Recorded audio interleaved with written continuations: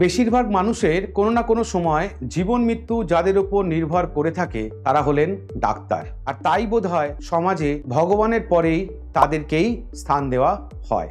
সময়ে সময়ে আমাদের জীবন মধ্যবর্তীর মাঝে দাঁড়িয়ে ডাক্তাররাই লড়াই করে যান আমাদের নতুন জীবন দান করার জন্য। সদ্য পেরিয়ে আসা কোটিকালীন সময় যার বড় প্রমাণ। নিজেদের জীবন বিপন্ন জেনেও তারা মানুষের সেবা করে গেছেন, লাখো লাখো মানুষের জীবন বাঁচিয়েছেন।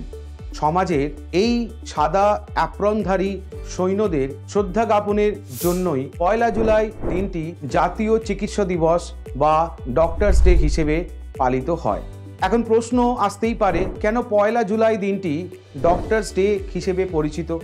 এর ইতিহাসে আছে চিকিৎসক মহলে ধন্বন্তরী খ্যাত চিকিৎসক তথা পশ্চিমবঙ্গের প্রাক্তন মুখ্যমন্ত্রী ডক্টর বিধানচন্দ্র রায়ের চিকিৎসা ক্ষেত্রে অবদানের জন্য তার জন্ম ও মৃত্যু দিনটি আমরা জাতীয় চিকিৎসা দিবস বা ডক্টরস ডে হিসেবে পালন করে থাকি। এই দিনটিতে আমরা চিকিৎসক ও চিকিৎসা শাস্ত্রে জড়িত প্রত্যেকটি ব্যক্তিকে সম্মান ও শ্রদ্ধা জানিয়ে থাকি। তিনি বহু চিকিৎসা প্রতিষ্ঠানের সঙ্গে যেমন জড়িত ছিলেন, আবার মেডিকেল কাউন্সিল অফ ইন্ডিয়া এবং ইন্ডিয়ান মেডিকেল অ্যাসোসিয়েশন প্রতিষ্ঠা করার ক্ষেত্রেও তার অবদান যথেষ্ট। তাই বলতেই হয়, সমাজের প্রকৃত হিরো আপনারাই। আপনাদের নিরলস পরিশ্রমের ফলেই আমরা পাই নতুন জীবন।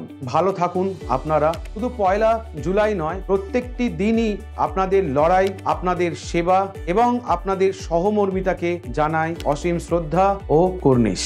Thank you.